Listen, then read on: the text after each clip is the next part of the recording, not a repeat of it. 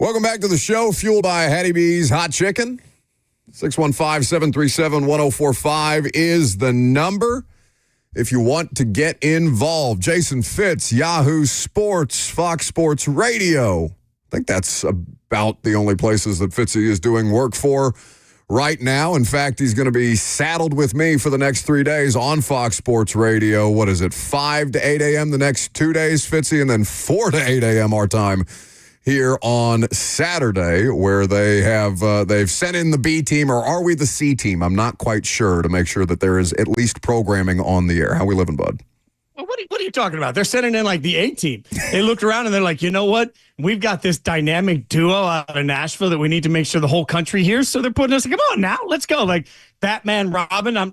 Unfortunately, because you're bigger than I am, you get the Batman suit and I'm stuck in the Robin suit. But, man, I don't know that Robin's ever looked better than he's going to look the next 3 mornings. I mean, you got me bright and early. You're still going to be coming out from a rager. I'm going to be trying to figure out how to get my old man 8 hours of sleep each time. It's okay. We're going to find a way to get through these things together. We're always happy to have Fitzy as a part of the show, and we'll get to some hot dog eating content a little later, because he has, in years past, been a part of ESPN's televised broadcast of the July 4th hot dog eating contest, because, of course, that's what Fitzy's expertise would be in. But Lucas happened to catch one of your YouTube shows on Yahoo, and he said that you have some very strong thoughts on Cam Ward and the level of overrated or underratedness about the number 1 overall pick selected this year by the Tennessee Titans. Well, not really overrated or underratedness. Shout out to Buck, who did not watch any of Fitz's and does not watch any of Fitz's content. You don't know that. But most overlooked number 1 pick at quarterback. Most overlooked. Fitz since who? I think ever. He's the most overlooked first overall pick at quarterback ever. And this is what blows my mind. Now, part of it is because the Titans as an organization don't move the needle nationally. And I've never hidden this. Like, people think there's an anti-Titans narrative. There isn't. What there is just an acceptance of clicks. And so when I worked at ESPN, we understood that, hey, if you were going to come in and burn a segment on the Titans, you weren't going to get great ratings. That's just being real. Like, it's the same thing now when we sit here and we say, okay, what are we going to talk about? Well, we're all in an engagement business. So you talk about what the broadest set of the audience cares the most about. The Titans as an organization typically aren't that. But when you've got the first overall pick and you've got a quarterback at the first overall pick, this isn't an offensive lineman. Like, this is a quarterback. I'm a little stunned, and I think it speaks to the fact that, right now Cam Ward's going to live somewhat invisibly. The one thing I would say, though, Buck, and I think you guys can appreciate this, if you spend any time with Cam, you understand, like, he likes that. He doesn't really want to be the guy that's on the side of a box of Wheaties, right? Like, he's not that sort of I crave attention personality. So I would argue that Nashville, because it's off the radar and because he's not going to walk into Frothy Monkey and be the biggest star that was in there that day, like, at some point, I think you have to look at it and say, okay, that might be the best situation for Cam to thrive. So there's opportunity. But yeah, right now, completely forgot. And it's almost an ideal situation, because you have worked here locally, and obviously you have done stuff nationally, whether it be for Fox, Yahoo, or ESPN. So you understand the two dynamics, right? Because locally, they want Cam to be a star. They want the world to appreciate Cam as a star.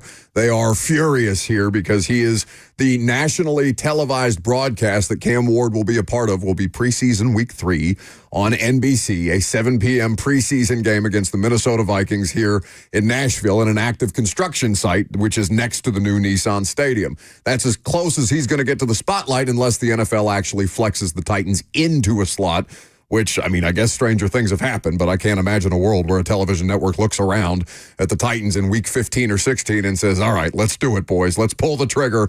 Let's get Cam Ward on primetime. This is just, it's a difficult balance, Fitzy, because these people just want to know what he eats for breakfast every morning and what his morning wake-up routine is, like these social media videos that go viral, whereas the rest of the world could frankly give a damn.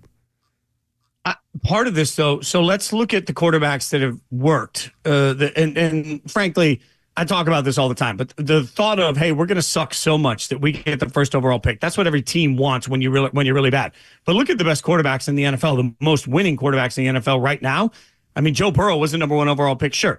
But was Lamar Jackson the number 1 overall pick? Was Josh Allen the number 1 overall pick? Was Patrick Mahomes the number 1 overall pick? Was Justin Herbert? Was Jalen Hurts? Just keep going up and down the list. Like, the thing of it is, because I hear you from Titans fan standpoint, but I guess I'd also challenge, when did we all become elementary school kids? Like, the worry about getting respect is earned. So, like, if you're sitting here saying, well, they should pay attention to us, damn it. Okay, well, this is a win-win proposition for Titans fans. If the Titans stink and Cam Ward's no good, then, hey, being off the radar is better than being afraid to turn on the TV on Monday morning because all they're going to do is make fun of your favorite team.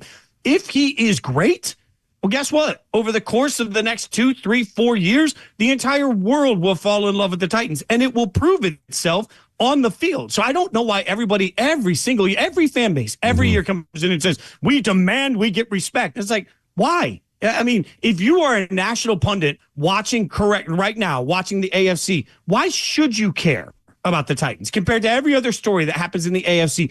Why should you care? The answer is you shouldn't. But if Cam Ward comes in and he's lights out and he has the best rookie season we've seen, if it's Jaden Daniels, like Jaden Daniels is so good that we actually talked about the Commanders as a football team and not the Commanders as a dysfunctional organization. It all happened from one player. Sure, that can happen if Cam Ward is great. But I guess my pushback to Titans fans would be like, why not wait until he's great and then worry about whether or not you're getting the proper respect instead of demanding him before you've even thrown a punch with him? Jason Fitz of Yahoo Sports and Fox Sports Radio is here with us on 104.5 The Zone. You can hear Fitzy with me tomorrow from 5 to 8 a.m. locally, tomorrow and Friday, and 4 to 8 a.m. on Saturday, right here on 104.5 The Zone, which is a Fox Sports Radio affiliate. So it is. Besides the fact that he's overlooked and he has that advantage of not having the microscope on him that maybe he would in New York or L.A. or wherever, it seems like you and your partner Frank Schwab and the whole crew at Inside Coverage with Yahoo Sports seems to really be bought into Cam Ward. Why is that? Why are you in on Cam Ward as the Titans' potential next franchise quarterback? I think, look, a couple of things. Number one, he was clearly the best quarterback in this year's draft. And because everybody wanted to compare this year's draft to last year's draft, I think we sort of jaded that. I would also say go back and watch.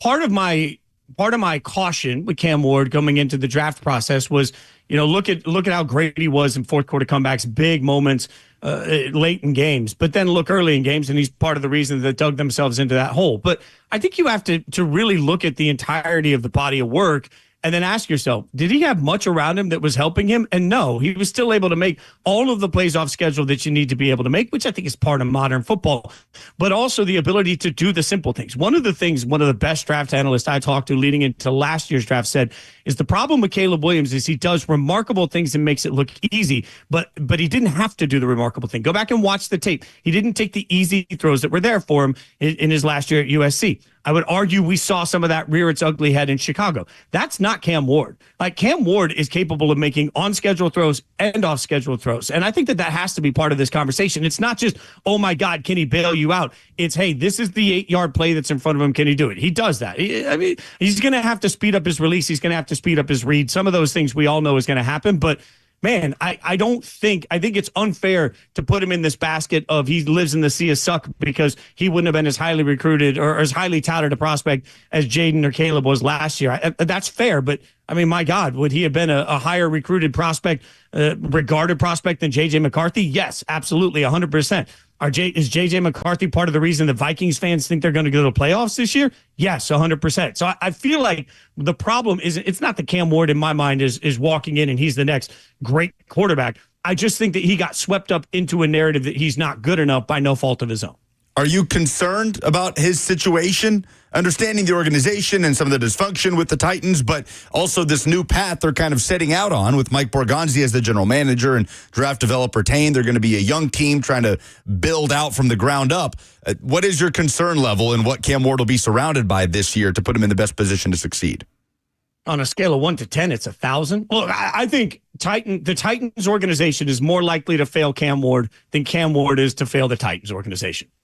It's just true. And the same thing I said when Trevor Lawrence was drafted. Trevor, a much more regarded prospect, I understand. But when you watch Trevor Lawrence come in, you thought, man, the Jags need to not screw this up. And what have the Jags done systematically over and over and over again? They've screwed it up. My problem is right now, outside looking in on the Titans, it's certainly a revolving door at this point. And anytime you have different people on different timelines, I get nervous. And what I mean by that is I want a GM that picked a coach and together they picked a quarterback so that they are all on the same timeline from the minute they walk in. If you look at Shanahan and John Lynch in San Francisco, when they first got there, they were given 6-year deals, which at the time was unprecedented. People questioned it, but part of it was because you needed two guys with runway at the same time. My issue with the Titans is that now you have a new GM yet again. And if you just look at the hiring cycle, instead of looking at GM versus coach, which I think the organization has forced the fan base to do, you got to look at it like a great 80s tag team. I want a great coach and a great GM that are working together on the same page. And right now, there's absolutely no proof of concept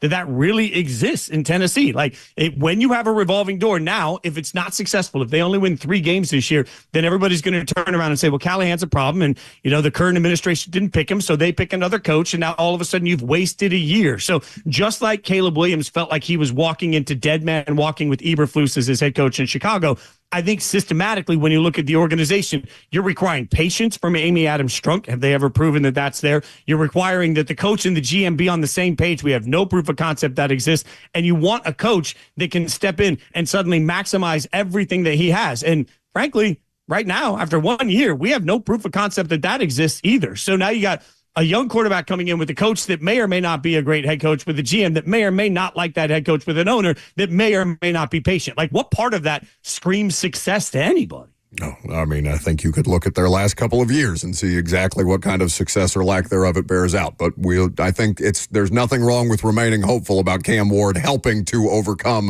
whatever level of dysfunction that they've brought unto themselves. Jason Fitz here with us on 104.5 The Zone. You can see him on Yahoo and all their digital properties. Fitzy, if I gave you all 32 NFL teams and asked you who had the most interesting offseason, most compelling, however you want to define interesting, unto your terms, which NFL team are you having to sit there and stare at the longest and be like, I don't know exactly what to do with them, or I am completely captivated by them? There are so many different things floating around here, and I know Pittsburgh's in the news here recently, but is there one that supersedes that to you? Well, I think Pittsburgh probably is the most interesting because of the name brand recognition that they got. But you and I have talked about this, Buck. Like, I think the Steelers are going to get off to a hot start, and then they hit the meat of their schedule, and this thing's going to fall apart. Like, I don't think that there's a lot of reason to believe that the Steelers are going to be great this year. They've made a lot of big moves, but we're not playing Madden. I will say, I know everybody knows my Raiders fandom. If you have to look at the most interesting team in the league, I think the Raiders are amongst the most interesting because they brought in a coach that is certainly not a spring chicken, although I would remind the entire listening audience that if you have a problem with Pete Carroll's age, let's remember the last 2 people, no matter how you politically affiliate, that we've elected to run the United States of America were older at the time of their election than Pete Carroll is today. So if you can run the free world older than Pete Carroll, you can run a football team. But when you combine that with the highest paid offensive coordinator in the NFL and Chip Kelly and Geno Smith coming over as quarterback and Ashton Genty in the draft, I think the Raiders offense has become particularly interesting to a lot of gamblers, a lot of fantasy football people. I don't think it's a great football team this year, but it makes for an interesting conversation. And then the other thing that's interesting is, frankly, Minnesota won 14 games last year with a quarterback that everybody's given up on. And now they're going to trust that a quarterback we didn't see throw a lot in college truly is as great as Harbaugh tells us he is, even though he hasn't played a lick of NFL football and he lost a ton of weight as he recovered from 2 knee procedures. So I think Minnesota going all in without a safety net on J.J. McCarthy will end up being one of the most interesting stories in the NFL this year. You interviewed Garrett Nussmeier recently, the LSU quarterback. I don't know how many other interviews you're doing to that effect. By the way, where can people find those? Out on the Yahoo app and also on YouTube. If you look at Yahoo Sports, it's all out there. So, yeah, I talked to Garrett yesterday. So Robert will drop those links into our live stream chat for the audience that wants to check those things out there. And, of course, you can subscribe to Yahoo Sports on YouTube and see all the great work that Fitzy and company are doing. I guess, how was the Nussmeier conversation to you, and where do you kind of see the landscape of college quarterbacking right now? Because it is an interesting, I know preseason is what it is, and there will be many different football games to play out that will impact all of this stuff and completely change whatever narratives we are propping up at this point in time. But how do you feel about the current state of college football quarterbacking? It's interesting because Nussmeier, obviously chose not to transfer. We talked a lot about that decision. But you're talking about a coach's kid that's been around college football for a long time in one system. I think he's going to have a good amount of success this year because he's comfortable. He's comfortable in his own skin. He's going into a year with a lot of expectations that he seems really ready for. All of these things stack up together. We like proof of concept in quarterbacks. That's why I have to caution. I mean, I saw Feinbaum going on and on about Arch Manning yesterday, and I guess I would just ask everybody, do we believe that Sark is a clueless, terrible football coach? Because I think if you watched Texas football last year, you realized, especially once Quinn Ewers was down and out with a bunch of injuries, he no longer had any mobility. And it certainly felt like in a couple of the close games and the playoff loss for Texas, they could have used some mobility and help at quarterback, but they weren't comfortable putting Arch in. So it's interesting to me that we've just anointed Arch Manning as the Heisman whatever, and he's going to be the first overall pick. And I'm sitting here saying, man, again, like, okay, so Arch is going to play this year for the first time. We don't even know if he's going to come out after this year. He's going to play another year of college football. We don't know how good he actually is when he gets on the field. So I think the most overblown is Arch, and that's where it gets really, really interesting because, you know, between Garrett Nussmeier and Cole Klubnik, somebody that 1 year he's a bum and the next year he's great. And then it's like, no, he's going to really ascend this year. Like, I think it's interesting that we're waiting for a quarterback to really step up and become him throughout the course of this season. Not just Heisman contender fits from Paul Feinbaum, but the best college football quarterback we have seen since Tim Tebow entered the scene back in 2006, which I think we could have that discussion about quarterbacks that maybe were better than Tim Tebow since 2006. But besides the point, that feels like the most overinflated take we've seen so far coming from Paul Feinbaum about Arch Manning. But if you had to ride with one of the two for a Heisman run, are we to take that you're riding with Nussmeier because we've seen more of a sample size?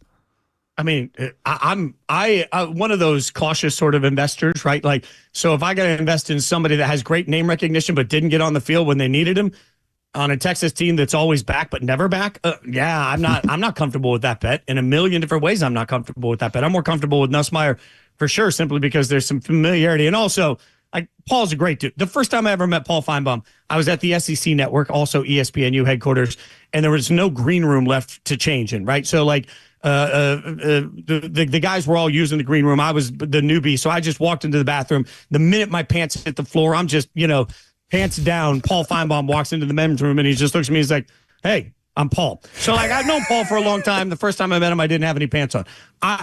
That to me is less shocking than hearing Paul say that this is the best quarterback since Tim Tebow. I mean, Paul was 5 feet from me on the sidelines watching Joe Burrow and his year of absolute excellence. I don't know how you can look at that year of Joe Burrow and then just suddenly anoint Arch Manning is better than that today. Like, that just, it feels like maybe Paul's been partying with Snoop too much, which I'm jealous of, but I'm not buying it. He caught the first take bug, Paul Feinbaum did. A wonderful human being, though. 4th of July week, obviously, the hot dog eating contest is upon us. Where does that rank for you in terms of things that you miss doing? Is it the hot dog eating contest on ESPN or performing on stage with the band Perry at multiple stadiums and arenas across the country? I never cared about, biggest crowd we ever played with the band was 110,000 people in Hyde Park. And I remember so vividly walking off that stage after, I ran to the end of the ego ramp and played my solo and came back and we walked off stage and I was like, all right, where the hell are we going tomorrow? Like, it was such a whirlwind. I was lucky for that ride. No, I've never done anything on TV that I've been more recognized for than there are two things that stand out. SportsCenter on Snapchat, which I hope to originate at ESPN, got every kid in an airport for 3 years stopped me, which was crazy to me. I did, 3.5 million kids watch that show every day. But then the next most recognized I've ever been for anything was the dang hot dog eating contest. And the first year I did it was COVID, so there were no people allowed, and there was no music, and there was no crowd. And I'm telling y'all, the sound that Joey Chestnut makes as he gorges that many words can't describe this, thing that happens. And it was so distracting that the eaters next to Joey, you could see their stomachs start to churn because you don't usually hear it because you're usually out in the open. We were in close quarters and they're using me as a sideline reporter. I'm standing 3 feet from it, just getting sprayed with hot dog residue.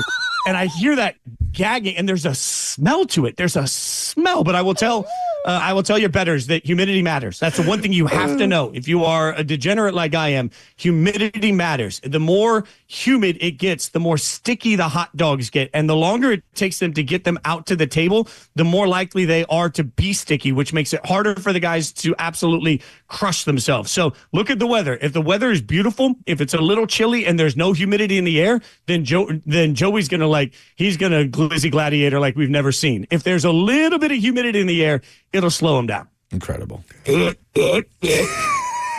Yeah. You're welcome.